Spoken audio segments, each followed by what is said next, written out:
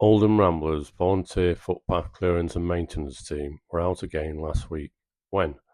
Tuesday, the 30th of July 2024. Where? Dobcross Oldham. What?